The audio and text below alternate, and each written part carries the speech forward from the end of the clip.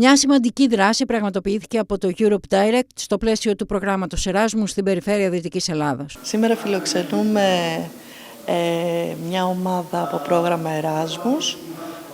Έχουμε αποδεχτεί 2 σχολεία από τη Γερμανία.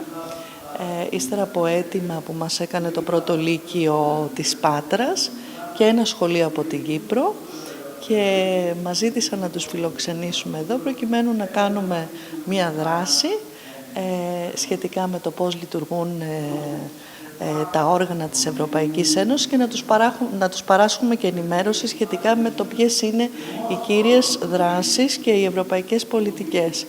Οπότε και εγώ σαν εκπρόσωπος του Κέντρου Ευρωπαϊκής Πληροφόρησης δεν θα μπορούσα να αρνηθώ αυτή τη φιλοξενία και το κάνουμε και με πολύ μεγάλη χαρά. Αυτή η διαδικασία, όλη η φιλοξενία ήταν πολύ ωραίο και οι άνθρωποι μας υποδεχτήκαν με χαρά και τώρα ήρθε η σειρά μας να τους υποδεχτούμε. Τους υποδεχόμαστε, είναι η δεύτερη μέρα τώρα της εβδομάδας τους. Αυτά τώρα δεν είναι. Μέχρι ώρας πολύ καλά, τα παιδιά πολύ ευγενικά, δεν υπάρχει κάποιο θέμα και θα υπάρχουν και άλλες δράσεις, θα πάμε στην Αρχαία Ολυμπία και θα υπάρχουν και άλλες δράσεις στη συνέχεια.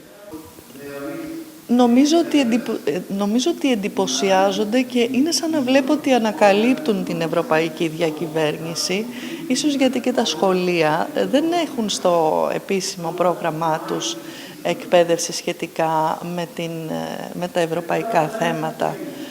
Οπότε νομίζω ότι εντυπωσιάζονται κάθε φορά που μπορούν να καταλάβουν πώς σχετίζονται οι ευρωπαϊκές πολιτικές και οι ευρωπαϊκές χρηματοδοτήσεις με τις εξελίξεις στη χώρα τους. Στη δράση συμμετείχαν σχολεία από τη Γερμανία και την Κύπρο, με τους μαθητές να ενημερώνονται για τη σημασία του νερού και τις επιπτώσεις της ρύπανσης από μικροπλαστικά στα υδάτινα οικοσυστήματα.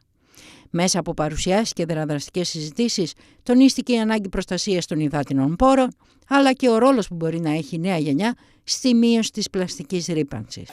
Έχουμε ένα φόρουμ, έχουμε καλέσει 2 experts ειδικούς, τον κύριο Βανταράκη και την κυρία Καραπαναγιώτη από το Πανεπιστήμιο Πατρών, για να μας μιλήσουν για θέματα περιβαλλοντικά, όπως η κλιματική αλλαγή και η υγεία που θα μιλήσει ο κύριος Βανταράκης, αλλά και τα μικροπλαστικά στις θάλασσές μας που θα μιλήσει η κυρία Καραπαναγιώτη, και τα παιδιά μας, χωρισμένα σε ομάδες και θεματικές, θα τοποθετηθούν, θα ρωτήσουν, θα κάνουν debate, ώστε στο τέλος να βγάλουμε ένα κοινό μήνυμα.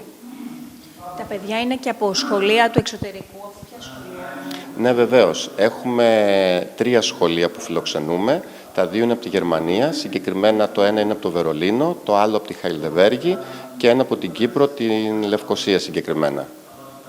Ευχαριστώ πάρα πολύ. Παρακαλώ. Yes, so we believe in European values and in connecting to other countries, other people and building friendships. Yeah, so this is why we are here. Είναι ένα σχολείο στη Γερμανία, στο Βερολίνο.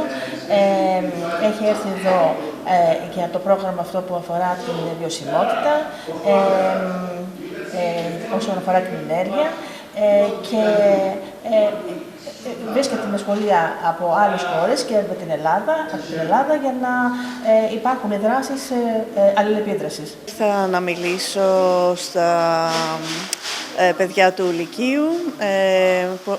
Από ό,τι ξέρω έχουν έρθει και άλλα σχολεία μέσω του προγράμματος Εράσμους.